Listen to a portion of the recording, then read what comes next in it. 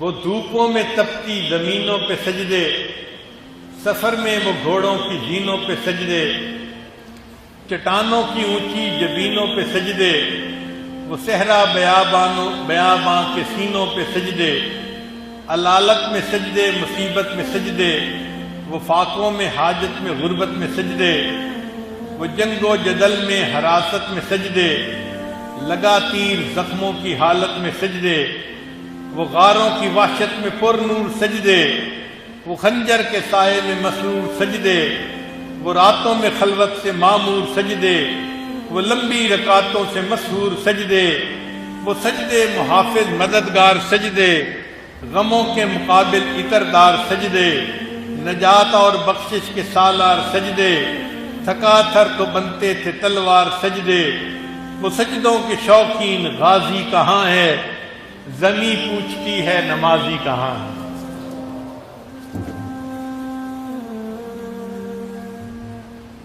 اب ہمارے سجدوں کا حال بھی سن لیجئے۔ ہمارے بجھے دل سے بیزار سجدے، خیالوں میں الجھے ہوئے چار سجدے، مسلح ہیں ریشم کے بیمار سجدے، چمکتی دیواروں میں لاچار سجدے، ریاکار سجدے ہیں نادار سجدے، بے نور بے ذوق مردار سجدے، سروں کے ستم سے ہیں سنگسار سجدے، دلوں کی نحوست سے مسمار سجدے، ہے مفرور سجدے ہیں مغرور سجدے، ہے کمزور بے جان معذور سجدے، گناہوں کی چکی میں ہیں چور سجدے، گھسیٹے غلاموں سے مجبور سجدے، کہ سجدوں میں سر ہیں بھٹکتے ہیں سجدے، سراسر سروں میں لٹکتے ہیں سجدے، نگاہ خضوع میں کھٹکتے ہیں سجدے، دعاؤں سے دامن جھٹکتے ہیں سجدے، وہ سجدوں کے شوقین غازی کہاں ہیں، زمیں پوچھتی ہے نمازی کہاں ہے۔ آج ہم بھی سجدے کرتے ہیں مگر زمین پوچھتی ہے یا اللہ وہ نمازی کہاں چلے گئے جو سجدہ کرتے تھے تو میں بھی کانپ جاتی تھی۔ علامہ اقبال فرماتے ہیں، سنی نہ مصر و فلسطین میں وہ اذاں میں نے دیا تھا جس نے پہاڑوں کو راشا سیماب، سیماب کہتے ہیں پارے کو، مرکری کو۔ یہ مرکری ایک جگہ ٹھہرتا نہیں ہے، ہلتا رہتا ہے۔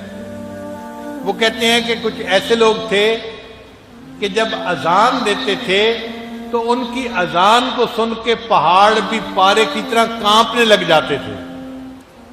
سنی نہ مصر و فلسطین میں وہ اذاں میں نے دیا تھا جس نے پہاڑوں کو راشا سیماب، وہ سجدہ روح زمین جس سے کانپ جاتی تھی اسی کو آج ترستے ہیں منبر و محراب۔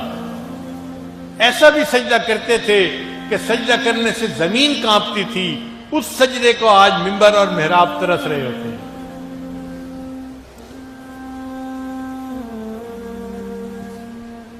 وہ ایک سجدہ جسے تو گراں سمجھتا ہے، ہزار سجدوں سے دیتا ہے آدمی کو نجات۔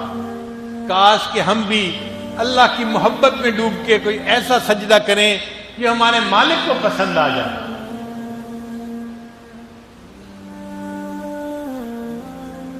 ایک شاعر تھا، پیتا پلاتا تھا، لوگ اس کو بہت غافل کہتے تھے، گناہگار کہتے تھے، خطاکار کہتے تھے۔ اس نے ایک عجیب شعر لکھا۔ ایک دن رویا تو کہنے لگا میں نے پلکوں سے درے یار پہ دستک دی ہے۔ ہم دروازہ ہاتھ سے کھٹکھٹاتے ہیں نا تو ٹھک ٹھک ہوتا ہے تو یار دروازہ کھول دیتا ہے۔ اس نے کہا نہیں، میری پلکوں سے جو آنسو ٹپ ٹپ گرے ہیں نا یہ یار کے دروازے پہ میں نے دستک جا کے دے دی ہے۔ میں نے پلکوں سے درے یار پہ دستک دی ہے، میں وہ سائل ہوں جسے کوئی صدا یاد نہیں۔ آؤ ایک سجدہ کریں عالم مدہوشی میں، کون کہتا ہے کہ آسی